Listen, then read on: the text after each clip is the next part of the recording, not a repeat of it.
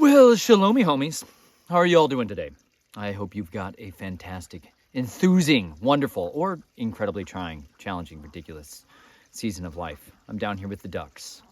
Came down by the creek for a little bit. You know what? Time for some water of the word. You know, it was a crazy week, right? So many people were dealing with, just the rampant open occultism. You know what I'm saying? It's that season where people celebrate death. Shocker. You know, we have this kind of illusion. For those of you that are not from America, all you mighty foreigners out here, first of all, can I just pause for a second and just say how much I love hearing from people all over the world? Because there's this echo chamber effect of being in the United States where we think we are the center of the world. I'm sorry. We grew up in a country where we put America at the center of our maps. Just maybe you did too. Perhaps some of you can just think for a second back to your primary education time, whenever the indoctrination was at its most vigorous and intense, and you just look at the map of the world. Where was your country located on that map? You know what I'm saying? Like, we literally have a lot of games that are played with maps so that we have perspectives of different areas of different countries that are dominant and powerful and centerpieced.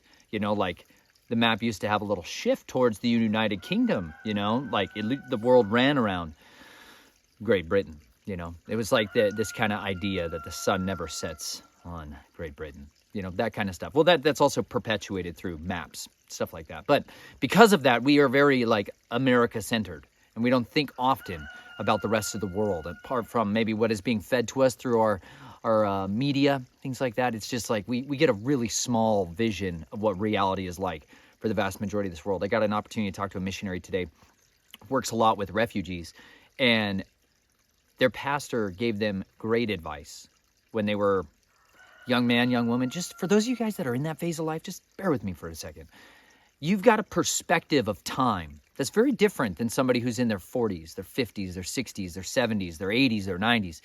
The lens with which you see the world when you're 15, 18, 20 is so completely different than those who have been weathering the storm a lot longer than you. Their advice basically was, you should go to be around death. Go be around people that are dead or dying or experiencing suffering that's inevitable, death, you know. And basically the two options they kind of gave them were refugee camps or leper colony. They're like, go spend some time around there for a perspective shift on maybe what's most important to you. And it's like the paradigm that can get transformed very quickly. It doesn't take that long. You know, we have this illusion in our heads about how long it takes us to master something, to learn a new skill, to acquire a new habit, to build up a new ability that we may not have had anymore. And we get this kind of drilled into us that it's going to take you 10,000 hours to really become proficient at something or become an expert at something, but it's not actually accurate whatsoever. You can learn a new skill in 20 hours. You can chunk that thing down, divide it up the primary thing you want to do or learn. We have this database of information, this information library, whether it's on YouTube or other places on the internet archives, where we can go and find the best in any given field and glean from them the core essential elements of that skill. And we can then take those pieces and get it broken down in digestible bits and then start to expand on that, start to cultivate that, and then develop it more readily. You can learn a lot in 20 hours. You've got 168 hours every single week that you can devote your time to. Every person, universally, we are given the same amount of time, whether you're somebody who's in Romania right now or whether you're somebody who is down in the depths of Peru. You've got the same amount of time as I do up here. Now, the feeling of time and its passing is totally unique, though. That's something that I have found all over the world, was the uniqueness of how time felt like it was slipping away in different areas. Even in this country alone, when I drive to different regions of the country, the pace is so vastly different. And because of that, your perspective on how much time that you have allotted to you to do any number of things at any given time is very unique. And that's all about perspective. And this is why time is something that's so peculiar to us, because over the course of your life, it's changing. Your perspective on it is what influences it so much, because how you see that time passing over your life is so much of what it plays out like. You know, you can future cast kind of where you're going to be in a few years. People asking you those kinds of questions. These things are they weigh on you, but nothing so readily will change your perspective on time and life and priorities and essentials and what is most important in life as being around people who have had everything stripped away from them. We went down to Swannanoa. Like I've shared with you guys a little bit about it, but the more time we spend going through this hurricane, we're seeing disaster on a long-term scale played out, where you're sitting with people who are trying to manage the mental resources of navigating. They inherited this land. This land had been given to them by their fathers and their previous fathers. Like, it had been passed down generationally. They didn't have mortgages. They weren't beholden in the same way. And now they're sitting on top of a ruinous heap, trying to figure out, what do I do next?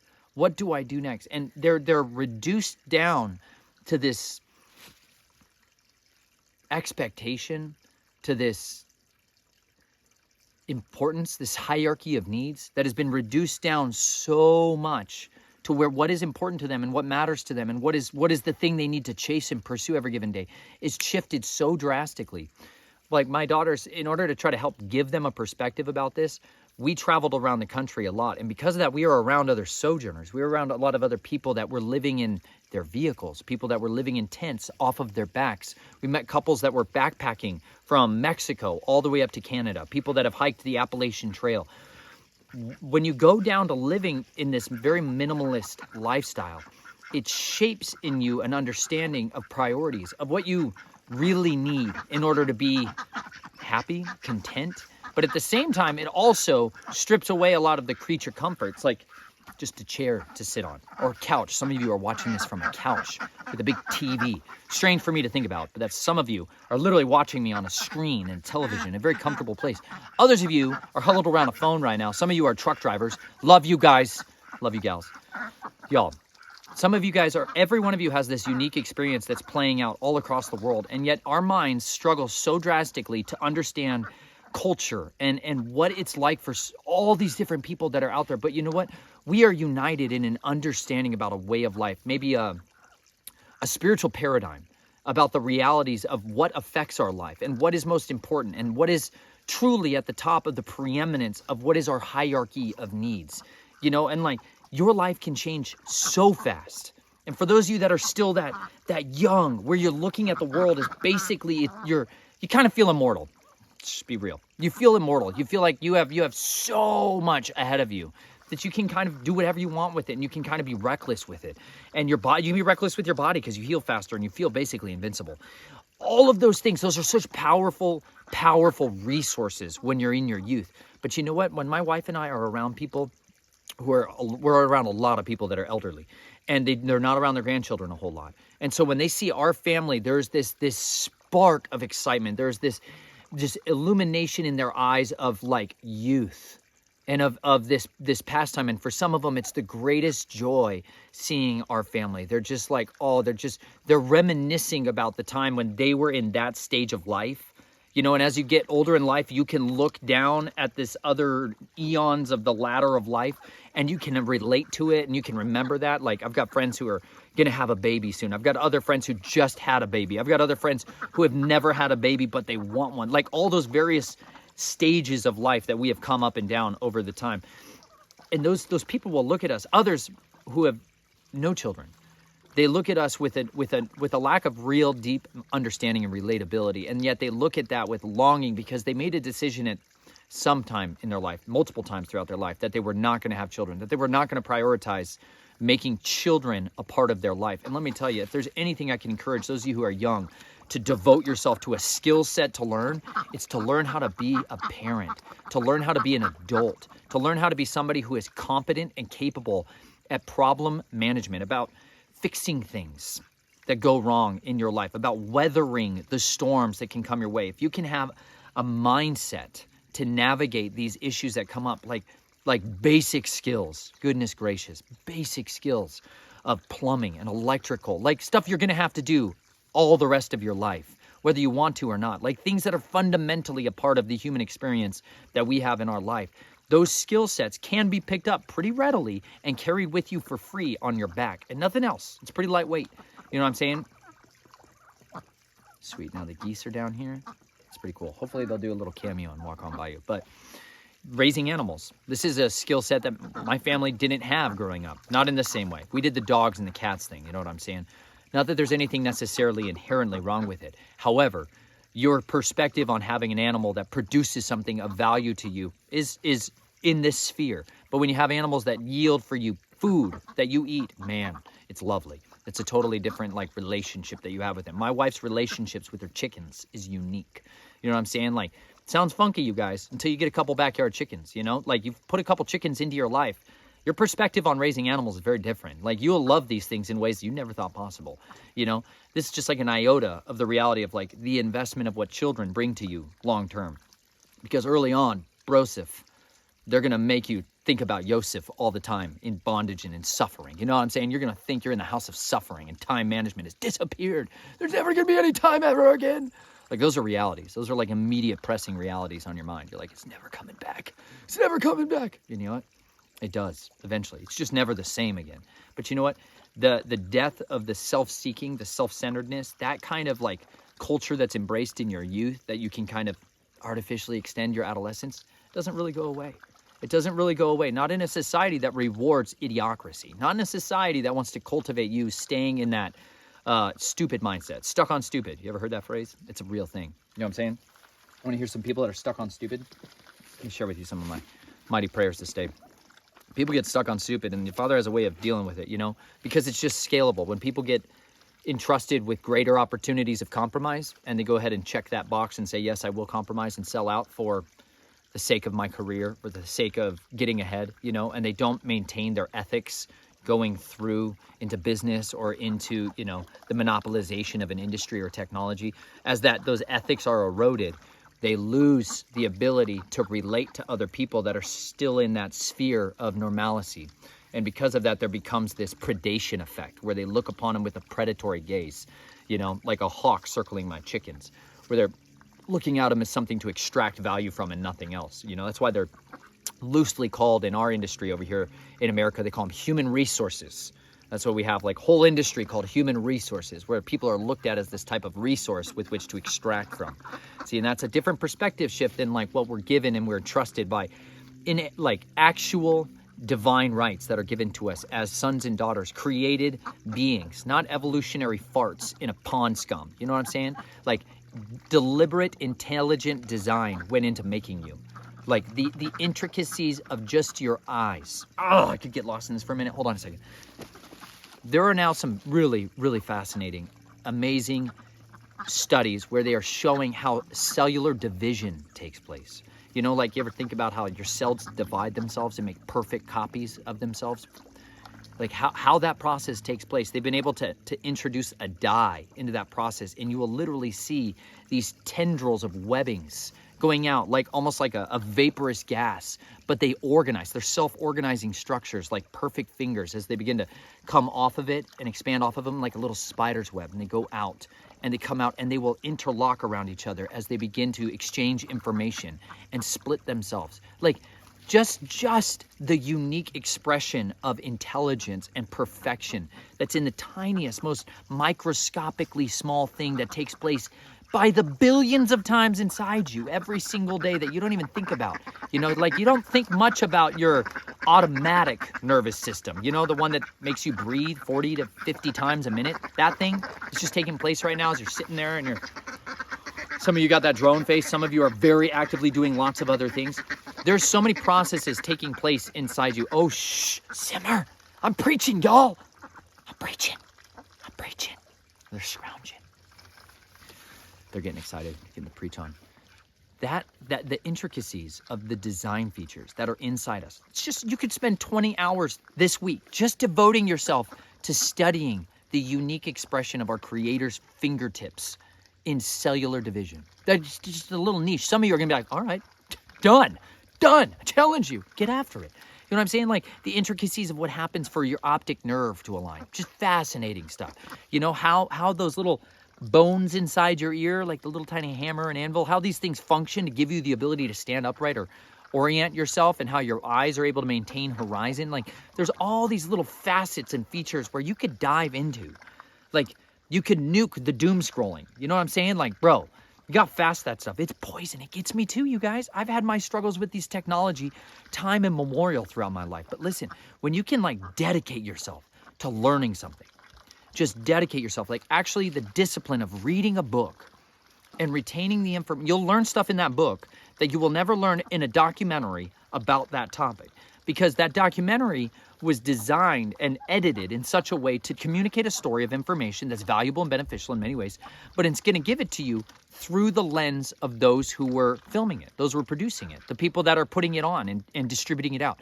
They all have a different piece of the puzzle for why they want this to go out in a certain way. Whereas somebody, when they write a book, they do so understanding that they are putting down an information set that will pass on in time. They're trying to pass on imperative pieces of the puzzle to somebody that they might pick up later on and be able to examine and glean from it and benefit from it. Like that's the power of a book. The reason I spent so much time writing that book, Snatched from the Flames, like the reason I spent time audio recording it was because I thought it was imperative to pass on what I had learned, what I'd gleaned from this experience of growing up on the other side of the veil. Because when you're inside that realm, it's not unnatural to you. It's not foreign to you. It is normal. Like, it's normal for me to see the world in a predatory lens. It's easier for me to perceive people as wolves. And it's hard. It takes more deliberate action to consider the world from the perspective of sheep, from the perspective of people, more normal people. It takes intentionality for me to do that. But because of that, I got this lens of experience that allows me some insight into the world that's unique to me. And because of it, it was important that I pass that on, because I didn't know that I would get to impart these lessons to my children personally. I didn't know if I would ever have the opportunity to raise my children.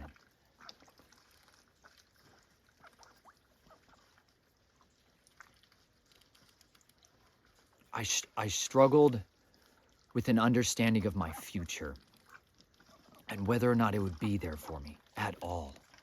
And so because of that, when I sat down to write some of these chapters, I poured everything I had into them. I poured my gut-wrenching, agonized moments, my most humiliating moments, my utter gutter moments. I put those in there, but I also put my triumphs. I put the most beautiful, majestic breakthroughs. I put the most powerful pieces of insights that I was ever given by my Father in heaven to navigate this world. Like the things that gave me the rudder with which to navigate life. I put those pearls of wisdom that I had gleaned through the suck of my life. I put those in there so that I could pass something on as a legacy to those that might come after me, that it might be regarded by some or none. But I wanted at least to share that with my family, my children, so they would know who their father was and why he was the way he was. There's such a powerful thing when you take a pen into your hand and you write out, for some of you, just a daily journal. Write out the small, seemingly insignificant things that may have come along in your life, but you put the pen to paper and you deliberately put down what took place, because that time, that ladder of time that you're climbing on is going to change your perceptions on it later on. It's going to change you. You know, it's going to change the way you see the world. And like, that's why when I pick up the scriptures and I pick up this book and I try to challenge you or spur you guys on to consider it, read it. Like for those of you that are already into it, awesome. And you're matured in this, and this is a discipline that you've already established. Thank you. Pass it on to others. You know what I'm saying? Cultivate disciples who understand this is the most valuable thing that they could do with their life, is to invest in this as self-development. Invest in this as learning a new skill set. Like to invest for yourself an understanding of what your creator story is. It's one of the most treasured things that you can do with your time, because we have a country, we have a culture that's stealing time. They're time bandits raging out there. But you know what? I'm still gleaning and picking up the pearls that somebody left all along the way thousands of years ago. And I'm able to pick those pearls up and drop them in my pocket and invest them in my family and in my friends and in my community, and add value to the people's lives around me abroad who I don't even get to meet. Like if you guys don't email me or comment below, like I don't know you exist. You know, like if I don't get to pick up a phone call and talk to you, I don't know you're there. You know, and it's a strange way of interacting in our society. But writing down your story, writing down the things you've learned in life, the lessons you've learned in life is so valuable, because this is what's called your testimony. This is your witness to the nations, and it's unique to you. No matter how much you think your life is a dime a dozen, it's not. It's one of one. And you are a precious and valuable, incredible, beloved person on this earth. And what you've been through, what you're going through is precious, even if it's brutal, even if it's annihilistic, even if you are 3/4 the way down into insanity. It's still precious and valuable, because it's sculpting you and it's shaping you and it's changing you. And you know what? You have the opportunity at any given point to commit to paper what that story is. And I try to spur people onto that like none other, because you know what? You have no idea how much time you have left. You have no idea how many hours or days or minutes you have left on this earth. But while you still have some of it, invest it in passing it along. Because here, when I pick this up, this is Psalm chapter 9. I'm going to read this to you. Aleph. I praise you, O Yahweh. Those of you guys, I know you ask. I'm reading from the Scriptures translation. Okay, ISR Scriptures translation. There's links for all that below. Oh, they took all my privileges away. You'll have to copy and paste it old school style. I lost all my privileges. They threw me in the doghouse for preaching the gospel about hybrids. Aleph. I praise you, O Yahweh, with all my heart. I declare all your wonders. I rejoice and exalt in you. I sing praise to your name, O Most High. Bet. When my enemies turn back, they stumble and perish before you. For you executed my right and my cause. You sat on the throne judging in righteousness. Gimel. You have rebuked the nations. You have destroyed the wrong. You have wiped out their name forever and ever. Do you understand? Just pause for a second. Consider this. Consider this as if this is going to be reality. As this is like, these are words that are being spoken that will come to pass. Just pause for a second. There's a lot of time we can spend considering the ways of the wrong, all of the wicked machinations of them. You know, I spend a significant period of time on this channel and a lot of other interviews that don't go on this channel, explaining to people the ways of wickedness, explaining to people the path of the wrong, explaining to people the methods of monsters, like how a Luciferian operates, how a Gnostic is facilitating the mysticism to take the word and pervert it and corrupt it and twist it and augment it so that it's a set of interpretation, how Talmudic principles are introduced and how they weave a spider's web and they practice divination. Like, I devote a lot of time to talking about those subjects. And then I also, there's significant periods of times where I've got to, like, more or less, I need to fast on it, you guys, because I get worn out of the wicked. I get worn out of the wicked and the machinations of monsters. And you know what? I need to spend some time diligently washing myself, my family, and any of you who might pick this up in the water of the word, because there's these principles. Like, the reason I have wisdom about these topics fundamentally at the end of the day is because I have the fear of Yahuwah. Like, I developed a fear of Yahuwah that gave me more fear of him than I had of them. And because of that, I have boldness to speak the truth in the assembly. Otherwise, like, I would live in fear all the time. I would be crippled by fear. I fight to resist fear of other things. I fight to resist it because I must understand that these words are true, and I have trusted. I put my trust in Yahuwah, and he has not failed me. Men have failed me. Yahuwah has never failed me. And I try to point people back towards him to understand he is the deliverer of freedom. He is the deliverer of autonomy. He's the one who can actually give you informed consent on this earth to make your own decisions. Like, he's the one who gave free will for a reason. But he says in here very clearly, you have rebuked the nations. You have destroyed the wrong and have wiped out their name forever and ever. Like, this is an absolute reality. The Israelites, let me just give you a zoom in back in time here for a second here, because David has something in mind that he may have something particular in mind, like that's popping in my mind about the Amalekites, you know, like Amalek. Okay, there's this descendants of some of the bloodlines of the Rephaim, right? These are like some of the last stronger purebloods that were ruling behind the scenes, okay? If this is a concept you're not deeply aware of, there was hybridization that took place when the fallen angels came down and mingled with human women, and they took them and made an offspring, a different genetic seed line, okay? These were the tyrants, the gods of old. Like, you would think of things like Hercules and these other mighty ones, these other gods of old. These are real existent beings that existed in reality, okay? After there was a great cataclysm and judgment, there's wiping out of the vast majority of all of those things. However, there were seed lines still in existence of these giants, right? The Amalekites were one of those tribes. Well, those tribes made war with the children of Israel when they were going through, when they were coming out. Man, I should just read it. Some of it, sometimes it's just better to come out somebody. I can give you all synopsis style, you know what I'm saying? But there's a stinking slugfest that took place right out. That doesn't get enough press coverage. You know, it's like Moses lifting the staff, waters parting, like the angel of Yahuwah is standing there. Like, he's the rock that followed him, by the way, like it talks about later on in the scriptures. Like, the angel of Yahuwah.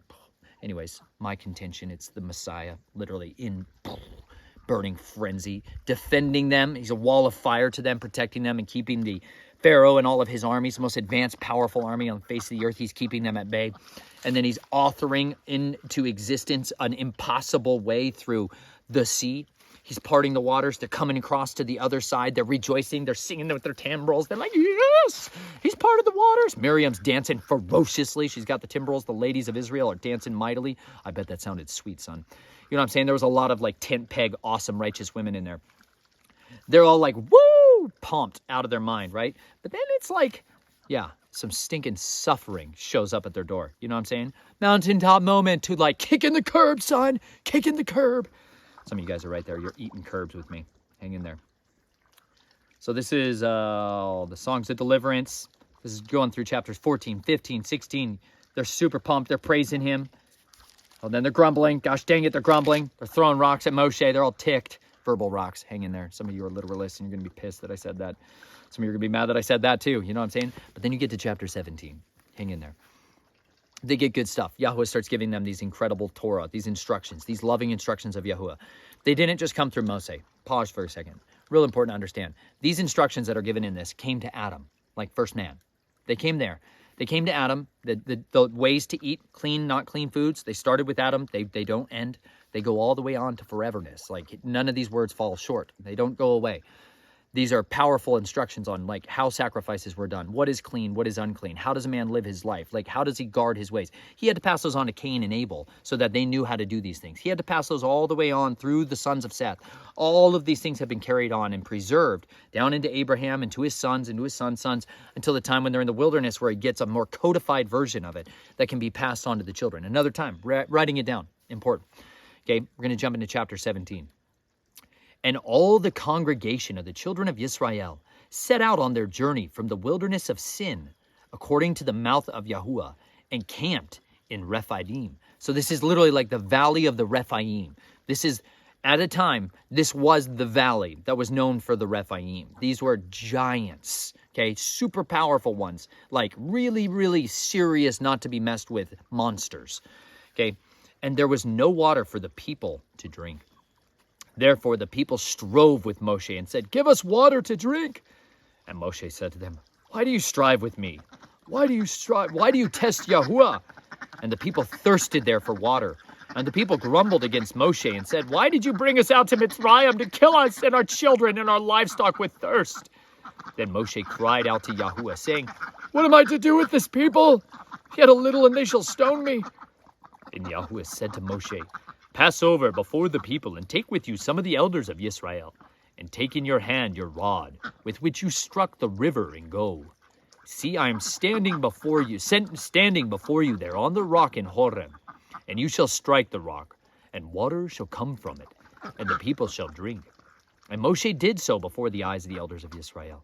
And he called the name of the place Massa and Meribah, because of the strife of the children of Israel, and because they tried Yahuwah, saying, is Yahuwah in our midst or not? This was a serious clutch moment, and this is one of those hallmark zoom in on the story moments, because all throughout the rest of Scripture, you're going to hear references to the waters of trying, the waters of testing, the waters of Meribah. Like, you'll hear this thrown out at times later on when somebody else is telling a story, and like even Steve, I think Stephen even in Acts 8, they will throw out a reference to this all the time, which means this is one of those hallmark moments in the history of Israel that's imperative because it's something that happens in all of us. And it's something that we will all go through at different stages in our life, in our walk with the Messiah. Understand, it's not like sit down, pray the prayer. The reason I don't sit here, you guys, and try to call you to invite Jesus to live in your heart and like go through the Lord's Prayer and say this after me and repeat after me, because my contention is that the gospel is one that is a lifetime commitment.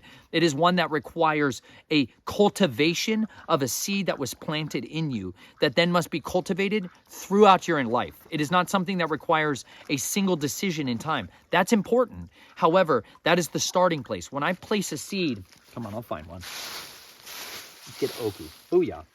When I place a seed like this, black walnut, if I place this thing in the ground, right, and I put it in this, and I put this into someone's soil of their heart, right? If I speak the word into somebody and invite them into having a commitment to a covenant, to a relationship, a perpetual relationship with their Creator, and I try to call them, hey, this is what's being offered to you. The old man who you were, the sovereign you are, meaning you have your own rights, you have your own free will, you have your own choices, you have your own sovereignty to choose this day, whatever you want to do with your life. And I'm inviting you an opportunity to surrender your sovereignty to a Creator, the one that made you, and say, I want to submit my life to you and trust that you have a direction for my life, that you know what's best for me, that you know what's best for how to manage my life, how to love people, and how to love you. And you've given me a set of instructions in this book to help lead me on that path of life. I'm going to trust you and follow the path that you prepare for me. And I'm going to go through that no matter what comes forward. Like placing a commitment in Him to go into that regard, to enter into a covenant with Him, to cross over. Like that's what this word Hebrew means, like people that have crossed over. When you cross over and you enter into the other side with Him and you agree to that relationship and that seed gets planted. When that seed gets planted in you, that's the beginning start of that process, okay? This black walnut, for example, that thing's going to go in the ground right now, okay? Let's say it starts to grow and it produces a tree. It's not going to bear fruit for a long time. So much so that most people couldn't even imagine planting a nut tree like this thing that will bear delicious walnuts indefinitely for many, many decades to come. Most people are so impatient they can't even think about planting a black walnut orchard because they're like, it's going to be 10, 15 years before they start to bear, like actually bear prodigious amounts of nuts. That's a long time commitment. All along during the course of its life, everything could go wrong. Things can come along and literally, Mr. Squirrel could come along tomorrow and stink and eat that thing up. The crows can come along and eat that up, right? This is the parable of the sower for a reason. The parable of the sower is not about just people's initial commitment to the kingdom. The parable of the sower is about the long-term scope of somebody's life. Like whether or not they will be saved. Like he who perseveres till the end shall be saved. That's when all the trials is coming. That's why right now, you all are being bombarded with distractions. You're being bombarded with things to capture your attention because the hours, like that compression of time is increasing. There's looking for more and more weeds to grow in and choke you out. And it takes diligence to cultivate the soil of your heart. It takes diligence to watch over it, to nourish it, to feed it, to water it, to give it what it needs to grow and be fruitful. What happened in the waters of testing here was those people had witnessed massive miracles. They have witnessed with their eyes some of the most powerful and obvious demonstrations of power, preeminence, awesomeness. And yet when they went to the land of lack, where there was less, where there was not enough, where there was shortfalls of what they thought they were going to have, where things did not meet their expectations, where they were driven into the land of waiting. Some of you been there, some of you right now, like nodding your head like, dadgummit, I'm in the season of waiting. Wait on the Lord, just wait on Him. That's one of the biggest revealers of the fruits of our life, is it not? When physical sickness, calamity, death come our ways and having to wait, waiting on Him and trusting in Him and obeying Him when it doesn't make a whole lot of sense, especially to the people around you. Like yielding. Some of you guys that write to me are in a season where you have no relationships with people around you, community-wise. There's nobody who gets it. Like you're surrounded by people that are psychos in your mind. You know what I'm saying? That are so wholly given over to a different way of looking at the world that incompatibility is the reality. And you're desperately longing for other people you could sit down and just talk with. Like I would love to sit here and have coffee with many of you. Hold on. I'm going to press my little AeroPress here. I'll press out some. I got comfrey. I grew comfrey. Hey, Billy, Perma Pastures Farm. You can get comfrey from him seasonally. This is Billy's comfrey that I grew. He sent me a Ziploc bag of a chunk of dirt with some roots in it. That was it. That was it. Put that comfrey in the ground with a lot of faith. And then I peed on it many times. It's good for it. Seriously, comfrey is a really amazing plant.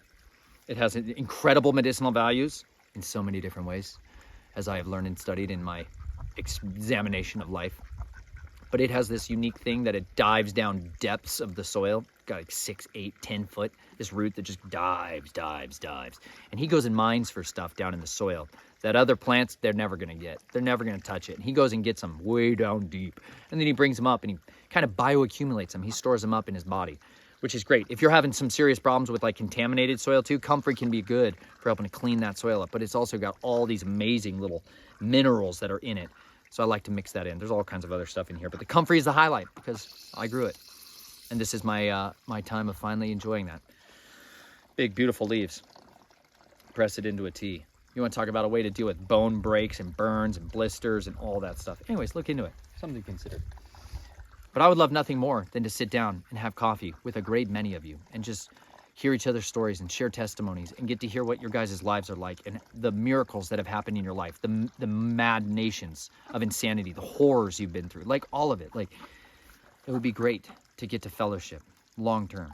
And some of you, that has become the thing that you desire so desperately that it's actually poisoning your ability to be content or satisfied in your present.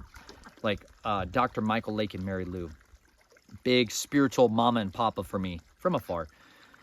Those people, kingdomintelligencebriefing.com. You can check it out. They got some great books. The Kingdom Priesthood, phenomenal series.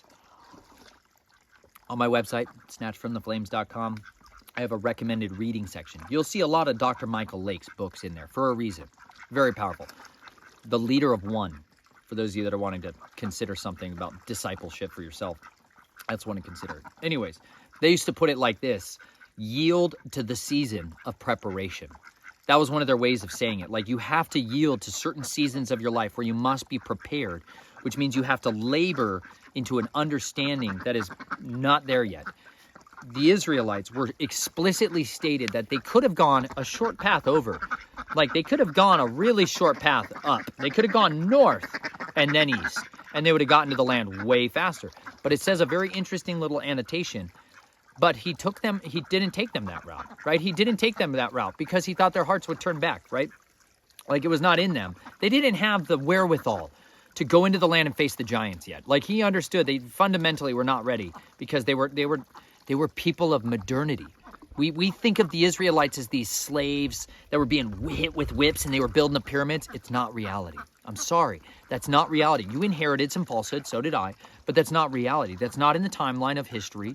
That's not accurate. And when we as believers try to present our case of the evidence of the scriptures and we present it with inaccuracies like that, we set people up to be knocked down. We set children up to lose their faith later on when somebody who knows better critiques that aspect of it. And it's like, the Israelites were not building they were not building the pyramids, you know?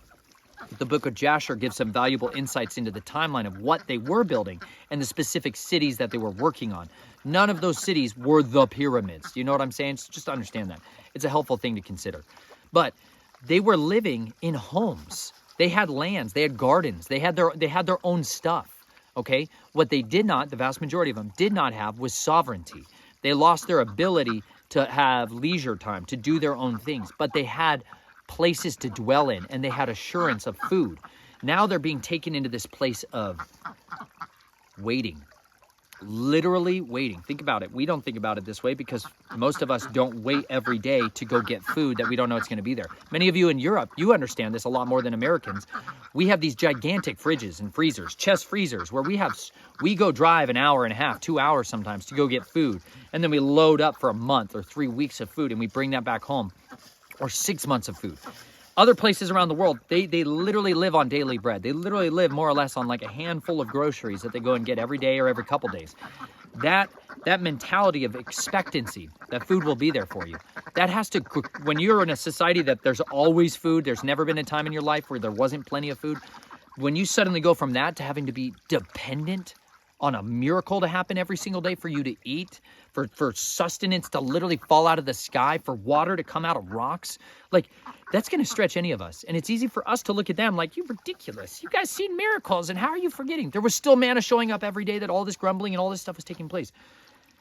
But there was another need that was pressing. There was no water, and that'll change you real quick. When you're in a drought, it'll change you real quick. Your priorities shift around like you wouldn't believe. I mean, you got all these other animals that are depending on you as well. It puts a pressure on you that's different. But by drawing that pressure and applying that heat, the Father revealed what was in them, which was this grumbling, this rage, this desire to go back to where it's easy. And many of you, that's the testing of your life. When the Father drives you into the wilderness, when he drives you into isolation, or he allows you to experience persecution in the courts of public opinion, when he allows you to suffer the scourge of people's hatred, when you get to experience that, it changes you. And it gives you a lens with which to see the world, and it's painful. And you know what? That persecution can be enough to drive people away, that they abandon their first love, that they leave it, and they never pick it up again.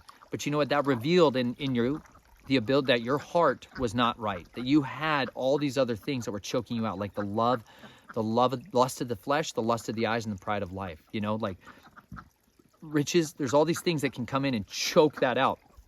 Worldly things that make you want something that is not in line with what he wants. You know, he might be calling you to a very set apart lifestyle that will make you a pariah to your community. But you know what? But if you walk in that, he can open up doors of opportunity and miracles to you, of connections with people that you can never have otherwise. You know, like I think sometimes we will get this opportunity to see our life, what opportunities we missed when we doubted or when we turned back.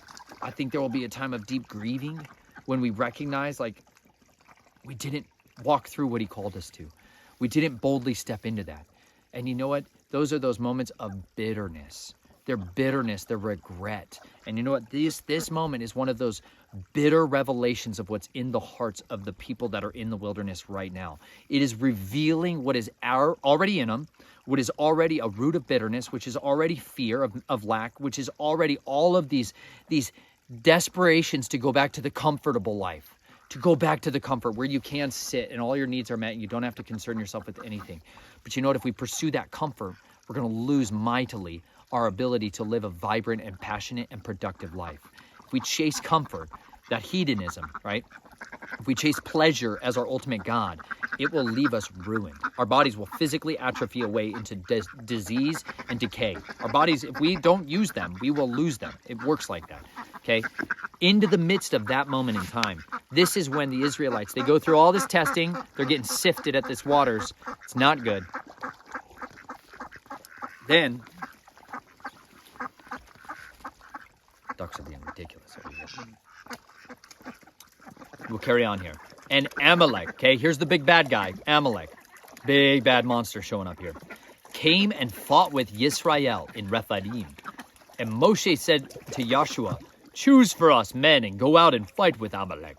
Tomorrow I am stationing myself on the top of the hill with the rod of Elohim in my hand." And Joshua did as Moshe said to him, to fight with Amalek. And Moshe, Aharon, and Hur went up to the top of the hill. And it came to be, when Moshe held up his hand, that Yisrael prevailed. And when he let down his hand, Amalek prevailed. But Moshe's hands were heavy. So they took a stone and put it under him, and he sat on it. And Aharon and Hur supported his hands, one on one side and the other on the other side. And his hands were steady until the going down of the sun. And Joshua defeated Amalek and his people with the edge of the sword. This is the important part about prophecy. It's going to swing us around. And Yahuwah said to Moshe, Write this for a remembrance in the book and recite it in the hearing of Yahshua, that I shall completely blot out the remembrance of Amalek from under the heavens. And Moshe built a slaughter place and called its name Yahweh Nissi. For he said, because a hand is on the throne of Yah, Yahweh is to fight against Amalek from generation to generation. This is one of those promises that they will be blotted out. Oh my goodness. This is one of those promises that he will blot out the wicked.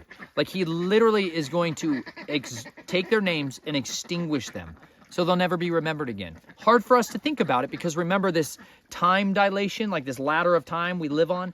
You know what I'm saying? Like we live on a very small segment of what time is, especially in comparison to like an immortal.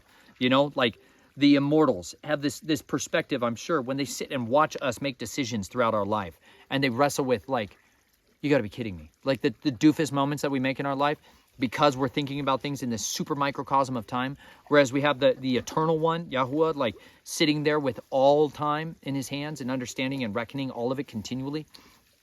We are so stuck in these levels of time. We can't even consider in that moment when they're fighting with Amalek, this horrible, absolute evil. It said like he was attacking like they're weak and they're elderly. You know, like he was fighting dirty. You know what I'm saying? As they're like on this journey. Dirty stuff. Yahuwah is looking at the long-term sign of this, and he's considering when he's going to make these words come to pass in the future. Like, when is going to come the moment where the wicked, like the last judge, the last enemy that's defeated is death. Like, he sees these moments at the same time that he's telling Moshe to write this down.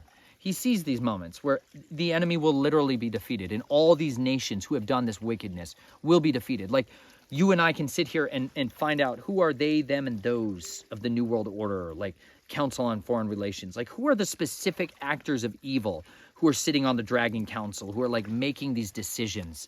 Like, who is the ones navigating the darkness and directing it against the righteous? Who are these physical human agents, mankind agents for the Dark Lords that do these things? He knows their names. They may sit in shadows of anonymity and obscurity, but you know what? They're not hidden from his sight. And they will surely reap what they've sown. Later on, this is one of the commands started to come to pass. 1 Samuel. I'll see a time. I love the word, man. It's fun. It's good to sit here with you guys. Seriously. It's really good. Sit here and hang out. Been a busy time for us.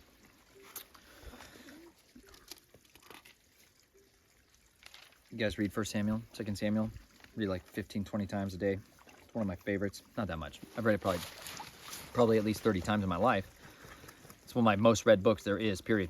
But you go back in time. This is Saul gets raised up, King Saul. People of Israel, gosh, this is a sad chapter. They wanted a king. That sucks. They're like, we want to be like a king, like all the people have a king. We want a king too. Let us have a king, please. Please, please, please. Not a good idea. I've listened to your voice. Here it is. I'm gonna read this because this was a moment when the whole relationship and the dynamic changed for Israel because some of them were like looking for a political messiah to save the day.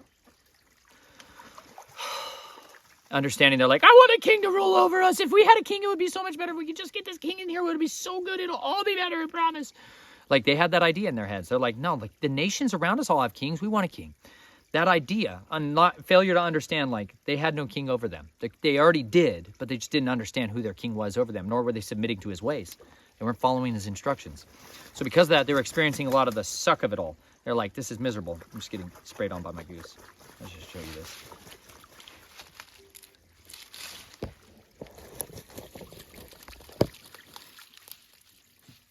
I can't see him.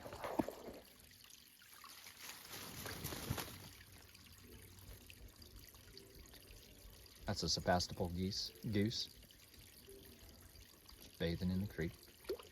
Scrounging for a little snack.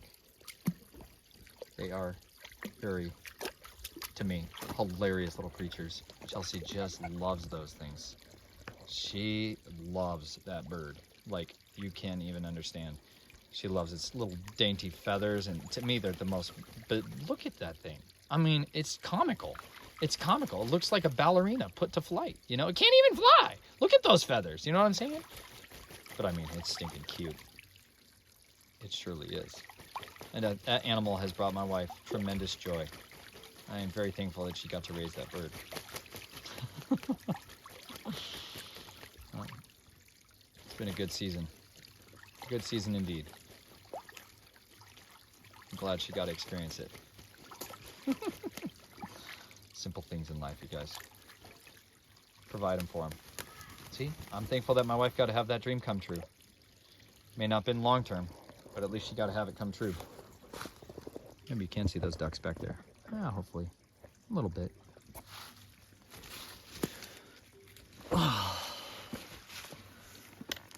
The people wanted something that was not in their best interests. And this was how Samuel, when he was grieved to give them what they wanted, the father said, give them what they want. It's what they want. Let them have it.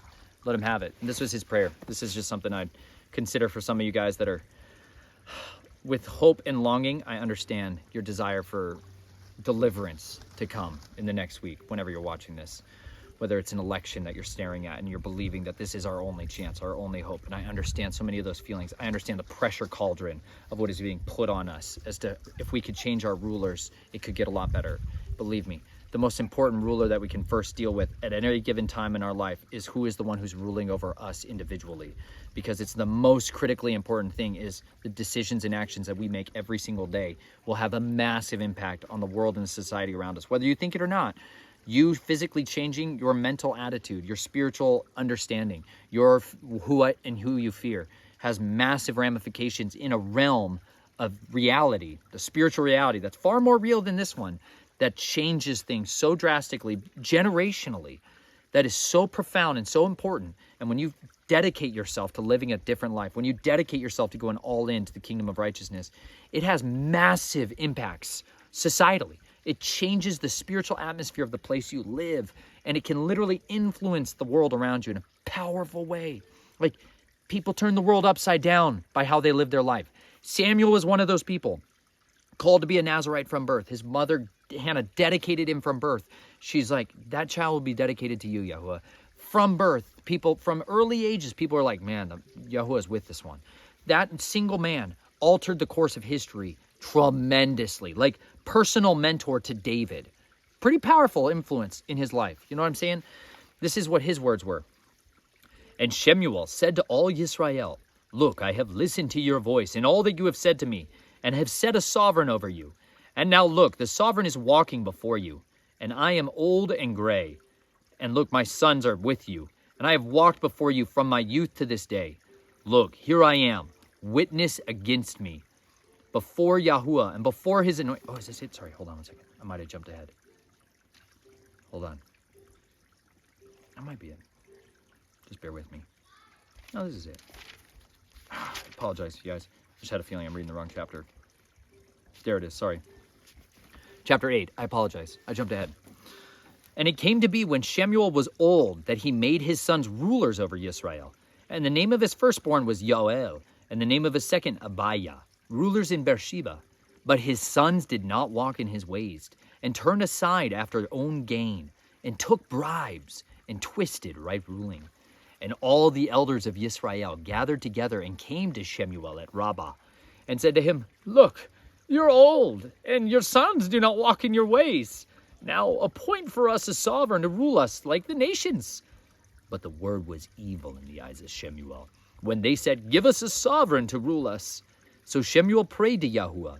And Yahuwah said to Shemuel, listen to the voice of the people in all that they say to you, for they have not rejected you, but they have rejected me from reigning over them, according to all the works which they have done since the day that I brought them up out of Mitzrayim, even to this day, forsaking me and serving other mighty ones.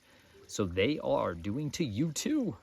And now listen to their voice, but you shall certainly warn them, and shall make known to them the ruling of the sovereign who does reign over them. And Shemuel spoke all the words of Yahuwah to the people, who asked him for a sovereign, and said, this is the ruling of the sovereign who does reign over you. He shall take your sons, and appoint them for his own chariots, and to be his horsemen, and they shall run before his chariots, and appoint commanders over his thousands and commanders over his 50s, or to plow his ground and reap his harvest, or to make his weapons and equipment for his chariots. And your daughters he's going to take to be perfumers and cooks and bakers, and the best of your fields and your vineyards and your olive trees he is going to take and give them to his servants. And 1/10 of your grain and your vintage he's going to take and give it to his officers and servants, and your male servants and your female servants and your best young men and your young donkeys he's going to take for you his own work. 1/10 of your sheep he is going to take, and you are to be his servants. And you shall cry out in that day because of your sovereign, whom you have chosen for yourself. But Yahweh is not going to answer you in that day. However, the people refused to listen to the voice of Shemuel and said, "No, but let a sovereign be over us. Then we shall be, we also, like all the nations, and our sovereign shall rule us and go out before us and fight our battles." And Shemuel heard all the words of the people, and he repeated them in the hearing of Yahuwah. And Yahuwah said to Shemuel, "Listen to their voice and make them a sovereign." And Shemuel said to the men of Israel, "Each of you go to his city." This is one of those moments that is a paradigm shifting in the history of the nation of Israel. Because from then there on, the rest of the story, we hear kings and rulers over Israel. We don't think much about it, but understand that was not original design. That was not terms of the covenant. That was not the things that he wanted laid out early on. That was never what his hope for this nation that he took. One nation. He dispensed 71 nations to the other immortals. Okay, he divided the nations according to the number of the sons of Elohim. These other immortals at Nimrod's tower. There was a division of the nations, and literally other principalities were set up to govern and rule all the other nations of the earth. And Yahweh chose one nation to be his own, the sons of Jacob. Those were going to be his, and he would be, out of them, raise up his seed. Out of them, raise up his deliverance. That was his choice. All the rest of them were given to the nations. They could do what they wanted with them. That's why when I say something like, when you make a singular decision to serve Yahuwah, no matter where you are, no matter what climate, no matter what culture, no matter what kingdom, no matter what country or continent you're on, you are physically igniting a torch of absolute covenantal fire in the face of the kingdom of darkness, that you are an ambassador now to a different king. That change of citizenship, that change of your calling and your abilities, that grants you a completely different capability in that place, because now you have a spiritual backing. You have power and authority that's offered to you to walk in obedience, to walk in holiness, zealousness, set apartness that's unique to that time. You now have the opportunity to influence a land in a way that's never been possible. Like, you can change an area by your resistance to evil. You can. And you may not see it at the time. You may not see it even then. But listen, changes that we make now have such long-term ripples and ramifications, because they're taking somebody from that course of history and taking them from a path of violence, a path of drunkenness, a path of wastedness, and giving them instead a new trajectory with abundance and with fruitfulness and with labor for good.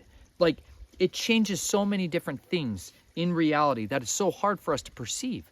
You know, I could have never anticipated what was going to happen by me sitting there and writing out that book and all of the different ripples in society. Like, my wife and I are super sheltered from who our videos, platforms, audio, teaching. We don't see or really have any idea of what happens after these things go out there. And you know what?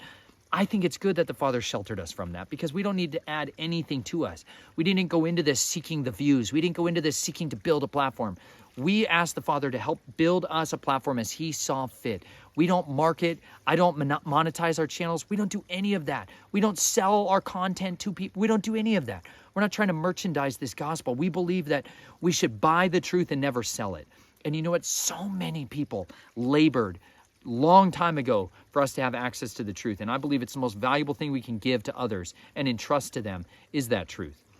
And by doing so, we're potentially giving somebody the keys to unlock the gates that have held them in bondage for a long time, maybe generationally. And you know what? That's our opportunity. That's what we get to do. And you know what? Even though this was not Yahuwah's desire, even though this was not his intention, he looked at this situation and he still could navigate a way of making his words come to pass and blotting out the names of the wicked. Check this out. Turn with me a few pages later, because Yahuwah's going to remember he's going to talk about Amalek again here. And he's going to have an idea for how we're going to deal with that. You ever grab somebody else's Bible and you're like, daggum it, where's all my notes? It's not in here. There it is. Chapter 15. And Shemuel said to Shaul, Yahuwah sent me to anoint you sovereign over his people, over Yisrael. And now listen to the voice of the words of Yahuwah. Thus said Yahuwah of hosts, I shall punish Amalek for what he did to Yisrael, and how he set himself against him on the way when he came up from Mitzrayim. Now go, and you shall strike Amalek, and put under the ban all that he has, and you shall not spare them, and put to death from man to woman, from infant to nursing child, from ox to sheep, from camel to donkey. Then Shaul summoned the people, and mustered them in Telaim, 200,000 foot soldiers, and 10,000 men of Yehuda. And Shaul came to the city of Amalek, and lay in wait in the Wadi. And Shaul said to the Canaanites, Go, turn aside, come down from among the Amalekites, lest I destroy you with them. For you did show loving commitment to all the children of Yisrael when they came up out of Mitzrayim. So the Canaanites turned aside from the midst of the Amalekites. That's one of those moments. You see what I'm saying? Like the Canaanites, hundreds of years before this moment in history, fathers, people that lives there, they did not go out and make war with the Israelites when they were coming through their territory and their land. They instead were hospitable. They didn't make war with them. They let them pass through. Now listen, here's hundreds of years later, the fruit of that decision playing out in the salvation and the deliverance of their children's children's children. Do you understand? That's the ability of making a decision at it's something that you would not think about maybe coming back to bite you in your darn rear end. But this is one of those things where a blessing came upon them because they didn't realize it, but they were entertaining the literal chosen people of the Most High, navigating through a season of time when they were readily picked off. They could be attacked readily when they were wandering through the wilderness. They weren't at their great strength. You know what I'm saying? Like some of you guys have been picked off in your faith when you were at your weakest, and the enemy sent very capable, very effective, visceral enemies into your life to pick you off and pick you apart while you were down and downtrodden and degraded and demeaned. That's those moments where, don't you think in your head, I will not forget this. I will not forget this. When you're in a lowest state, when you're brought down low, and you look around and you see who are the people that help to lift you up, or who are the people that still step on your head, or who are the people that mistreat you. You know, like you can put on urbanite camouflage anytime. Pause for a second while I go into urban camouflage.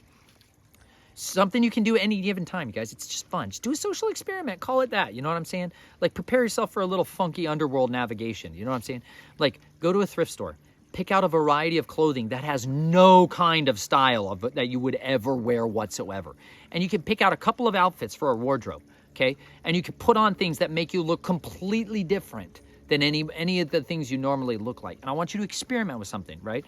If you wear, like I've got clothes that are very holy, and I don't mean like Kadesh, set apart. I mean like just physically ripped up, like my knit linen gets savaged. Right? Any of you wear knit linen, you know. It's like the ultimate t-shirt ever. It's just not durability factors. But if I put on my holy linen, you know what I'm saying? And I put on some of my Thrasher work shorts and my haggard, ripped to pieces, my shoes that I love them. But they are ripped apart. The soles are completely coming apart, my Zero shoes. I love them. I want them to last longer than they do. And I blow my soles off my shoes in less than 2 to 3 months with those all the time. And this time I just refused. I'm like, I'm not paying it. I'm not buying it again. I'm not doing it again. So I'm wearing them into literal oblivion. I don't care. But if I put on that ensemble, right, and I go into certain areas, I am immediately perceived in a very unique set of that box in someone's mind right away, immediately dismissed into that arena of like basically borderline vagrant, laborer, like haggard, homeless, just kind of a mess of a guy. I can really make the beard go crazy, the hair go crazy, you know, like you can make yourself look like a ragged heap of a person, you know what I'm saying? And then go in, you know, like camouflage style and test people. You know what I'm saying? Like go into stores and see how people treat you. Go into a restaurant and see how people treat you. You know what I'm saying? And then go back in dressed up, very nice, cleaned up, you know, with your back straight and with clear articulation and presenting yourself as intelligent and precise and weighty and a person of weightiness, you know, and watch and see how the people treat you. And you know what? That's how the Father will test people. He'll test people by sending them the broken, the poor, the needy, the distraught, the sojourners, the people that are bruised and abused and battered and beat up and broken.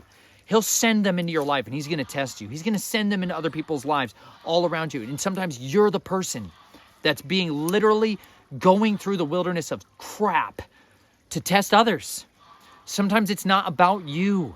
Sometimes it's about somebody else that the Father wants to test through you. That he has other people that he needs to test how they'll treat his people when they are at their rope's end. He's going to test them then. And you know what? When you're in it, it's awful.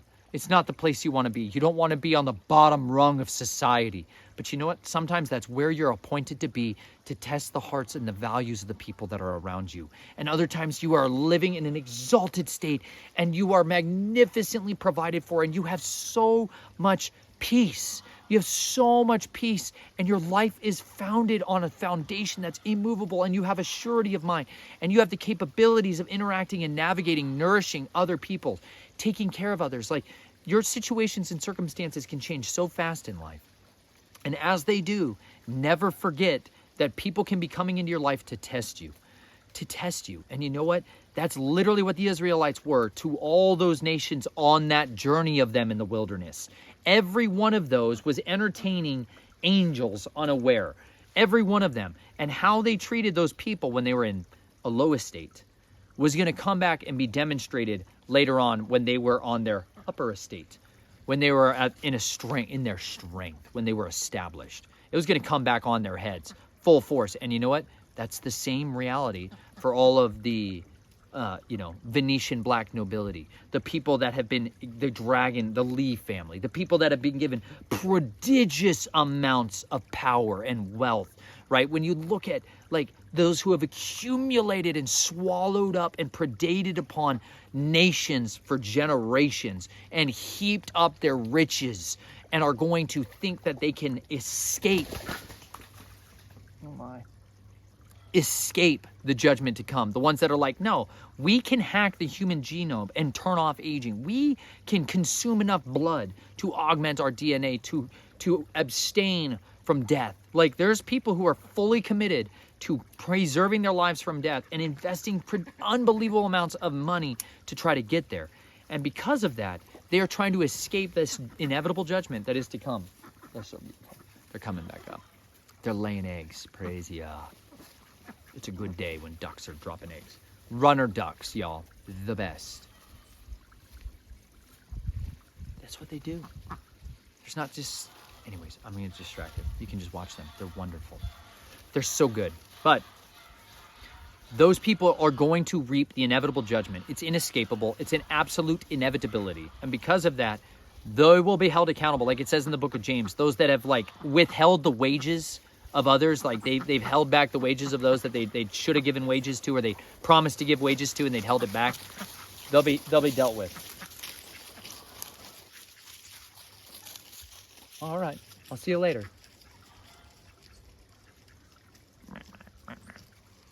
Either way, Amalek's going to get his due. You know what I'm saying? And here it is. It's coming to pass.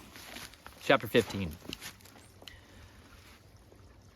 And Shaul struck the Amalekites from Havilah all the way to Shur, which is before Mitzrayim. That's a long distance. He pursued these people, and I mean, he's blotting out kingdom here. And he caught Agag, the sovereign of the Amalekites, alive, and put under the ban all the people with the edge of the sword. But Shaul and the people spared Agag, and the best of the sheep, and the cattle, and the fatlings, and the lambs, and all that was good, and would not put them under the ban. But all the goods despised and worthless, that they put under the ban. And the word of Yahuwah came to Shemuel, saying, I am grieved that I have set up Shaul as sovereign, for he has turned back from following me and has not performed my words. And it displeased Shemuel, and he cried to Yahuwah all night. And Shemuel rose early in the morning to meet Shaul. And it was told to Shemuel, saying, Shaul went to Carmel, and see, he went up and set up a monument for himself. And turned and passed over and went down to Gilgal. And Shemuel came to Shaul. And Shaul said to him, Blessed are you of Yahuwah, and I have performed the word of Yahuwah. And Shemuel said, What then is this bleating of the sheep in my ears, and the lowing of the cattle which I hear? And Shaul said, They have brought them from Amalek, because the people spared the best of the sheep and the cattle to slaughter to Yahuwah your Elohim, and the rest we put under the ban. And Shemuel said to Shaul, Wait, and let me declare to you what Yahuwah said to me last night. And he said to him, Speak. And Shemuel said, Though you were little in your own eyes, were you not head of the tribes of Yisrael? And did not Yahuwah anoint you sovereign over Yisrael? And Yahuwah sent you on the way and said, Go, and you shall put under the ban the sinners, the Amalekites, and fight against them until they are consumed. And why did you not obey the voice of Yahuwah, but swooped down on the spoil and did evil in the eyes of Yahuwah? And Shaul said to Shemuel, I did obey the voice of Yahuwah, and I went on the way which Yahuwah sent me, and brought back Agag, sovereign of Amalek, and I put Amalek under the ban. But the people took the spoil of the sheep, the cattle, the best of that which should have been put under the ban to slaughter to Yahuwah your Elohim in Gilgal. Then Shemuel said, Does Yahuwah delight in ascending offerings and slaughterings, as in obeying the voice of Yahuwah? Look, to obey is better than a slaughtering, and to heed is better than the fat of rams. For rebellion is as the sin of divination, and stubbornness is as wickedness and idolatry. Because you have rejected the word of Yahuwah, he also does reject you as sovereign. And Shaul said to Shemuel, I have sinned, for I have transgressed the mouth of Yahuwah and your words, because I feared the people and listened to their voice. And now please pardon my sin and return with me, and let me bow myself to Yahuwah. But Shemuel said to Shaul, I do not return with you, for you have rejected the word of Yahuwah, and Yahuwah does reject you from being sovereign over Israel. And Shemuel turned around to go away, and Shaul took hold of the corner of his robe, and it tore. And Shemuel said to him, Yahuwah has torn the reign of Israel from you today, and has given it to a neighbor of yours better than you. Moreover, the eminence of Israel does not lie nor relent, for he is not a man that he should relent. Then he said, I have sinned, but esteem me now, please, before the elders of my people and before Israel, and return with me, and I shall bow myself to Yahuwah your Elohim. And Shemuel turned back after Shaul, and Shaul bowed himself to Yahuwah. And Shemuel said, Bring Agag, sovereign of the Amalekites, here to me. So Agag came to him delightedly. And Agag said, Truly the bitterness of death is turned aside. And Shemuel said, As your sword bereaved women, let your mother be bereaved among women too. And Shemuel then hewed Agag to pieces before Yahuwah in Gilgal. And Shemuel went to Ramah, while Shaul went up to his house at Geba of Shaul. And Shemuel did not see Shaul again until the day of his death.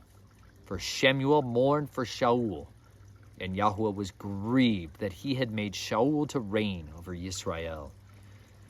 This grieving about the decisions and the things that take place in people's lives and the choices they make have consequences long term. Shaul could have been Saul could have been entrusted the kingdom, and his sons could have reigned on the throne generationally. But listen, he committed a sin that was as egregious as witchcraft, as engaging in that necromantic abomination. It's easy to sit back and drive by people's homes who are putting up all of this stuff, all of this decorations of death and invocation of evil and reveling in it. And look at that and talk about how wicked it is and how awful it is. And listen, he's looking at us and saying, disobedience, your rebellion There are things in your life that you refuse to follow me and obey me about.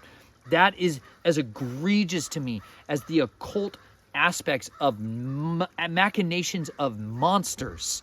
He hates that. Understand that level of disobedience and sinning with a stiff neck and being stiff neck and refusing to turn and submit to the path of life and turning on your own path. He looks at that stuff as that same level as witchcraft. And it's easy for us when we're sitting on the side of like holiness to point out the people that are practicing this darkness and look at them as the monsterness, the evil ones, not recognizing that, listen, we are sovereign over our decisions. They are accountable for theirs. And if we want to pick up and throw stones at them, it's easy targets. It's easy shooting. But you know what? If they're outside of the kingdom as it is, what do we expect? I say it all the time. I've been saying it for years of my life. I would rather people be all in for the kingdom of darkness, fully embracing it, going at it with 100% of their whole heart, mind, soul, and strength, than to be lukewarm in their faith and think that they have some kind of actual relationship with the King of Kings. He's going to look at a lot of people whose seeds of faith got planted a whole long time ago. He's going to look at them and he's going to say the most terrifying words that have ever been spoken. He's going to say, "Get away from me. I never knew you, you worker of lawlessness." He's going to look at them and know that that seed that was planted in them was a dud. It was a dud because it did not bear forth its fruit in its season. And you know what? It's a cursed tree. And it's cursed from the beginning because it's worse that it thought it was a righteous tree, bearing forth righteous fruit and doing these good deeds in Yeshua's name, in Jesus' name. And then meanwhile, along the way, they were stolen. They were corrupted. They were compromised. They gave in to the pressures of the world and they quit. And you know what? Every one of us has to guard diligently this day who our master is and who we're going to serve. Because if we don't, eternity's at stake, y'all. It's a big deal. Go back to Psalms 9. The enemy is no more. Ruins everlasting. Hold on. My crows are calling an alarm. There's a hawk somewhere nearby. They don't come to the property unless they're eating some snacks or they're fending off nightmares. Make friends with crows, yo. Make friends with crows. Oh, I'm going to have to do it again. Hey, the enemy is no more. Ruins everlasting. And you have uprooted the cities. Even their remembrance has perished. But Yahuwah abides forever. He is preparing his throne for judgment. And he judges the world in righteousness. He judges the people in straightness. And Vav. Yahuwah is a refuge for the crushed one, a refuge in times of distress. And those who know your name trust in you. For you have not forsaken those who seek you, O Yahuwah. Zion. Sing praises to Yahuwah. You who dwells in Zion, declare his deeds among the people. For he remembers the seekers of bloodshed. He does not forget the cry of the afflicted. Het. Show favor to me, O Yahuwah. See my affliction by those who hate me. You who lift me up from the gates of death, so that I declare all your praise. In the gates of the daughter of Zion, I rejoice in your deliverance. That's why I'm here. That's why I'm out here preaching and talking about what has happened and trying to proclaim and call others to share their testimony, because he's lifted me from the gates of death. He has ransomed my life. He has given me a family. He has given me an abundance of life. And you know what? He did that because I trusted in his name. And I believed diligently that he was a rewarder of those who sought him. And so I sought him with my whole heart. And you know what? Because of that, I have been gifted life. Many more years than I ever expected. Because of that, though I went out empty, Yahuwah has filled me up. And you know what? Thank you to each and every one of you who has been a part of that process over these last 8 years, to support us, to feed us, to clothe us, to shelter us, to give us places to park, to give us places to live, to give us hugs, to give us garments, to give us nourishment of fellowship, friendship, family. Like, we have an abundance of life, more than we ever could have imagined because of that. And you know what? But that's because we obeyed his voice when he called us out. So he was coming over to have a look. Flight for life.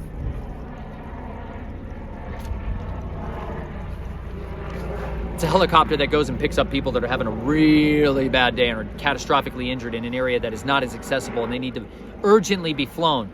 This may not exist in some of you guys who are watching this and may have never heard of it. It's literally a helicopter that sits on a tarmac waiting for a phone call, and a nurse, a very special, particular kind of nurse, goes along with that helicopter, like a very capable individual. They go along and they will go out to where somebody is in catastrophically bad injuries and pick them up and fly them to a hospital quickly. Anyway, something to consider. The Father has the ability to do that no matter where you are. He can send in the flight for life. You know what I'm saying? Like, he sent it into us in the middle of an occult neighborhood, a bunch of psychopaths and murdering children, crazy nightmares. Like, he sent out of that and he rescued us and he ransomed us and he has given us places of peace where my family and I have been able to lay down and sleep in peace because we know that Yahuwah watches over us and we can sleep in safety. But to those of you that have helped to provide so much to us, I just want to diligently say thank you. Thank you for all that you have done. Sincerely. You have blessed us beyond measure. I sincerely appreciate it. Tet. The nations have sunk down in the pit which they have made, in the net which they have hid. Their own foot is caught. Yahuwah has made himself known. He has done right ruling. The wrong is snared in the works of his own hands. Meditation. Selah. Yod. The wrong returned to Sheol. All the nations that forget Elohim. Kaf. For the needy is not always forgotten, neither the expectancy of the poor lost forever. Arise, O Yahuwah. Do not let man prevail, lest the nations be judged before your face. Put them in fear, O Yahuwah. Let the nations know that they are but men. Selah. Chapter 10. Lamed. Why do you stand afar off, O Yahuwah, hiding in times of distress? In arrogance, the wrongdoers hotly pursue the poor. They are caught by the schemes which they devised. For the wrongdoer... Can we just say that for a second? You want to talk about schemes that have been devised over us that caught us in them? You want to talk about, like, just the mentality of slavery that we were raised with, without the ability to think ourselves out of the box, you know, that we were just reactionary beasts?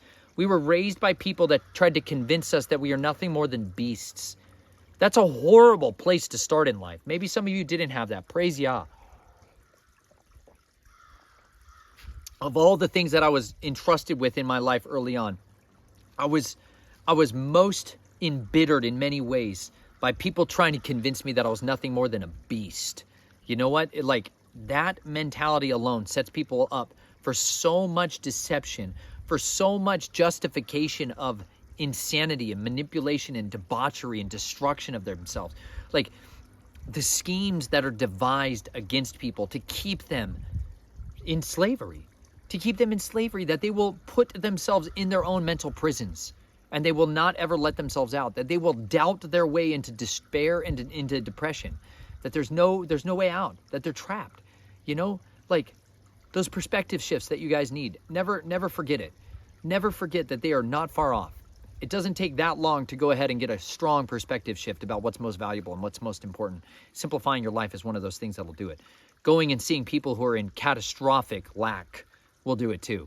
There's endless need out here for volunteers to come and labor alongside people. There's people who have no water, no electricity, no homes, mud piles, ruins all over. There are so many corpses buried in the sand and in the mud. It's just the stench of necrotic flesh all over. Like, you're talking log jams of just heaps of ruins and debris that are just festering disease and poisoning the water. Like, just so many pollutants. You know, like, there's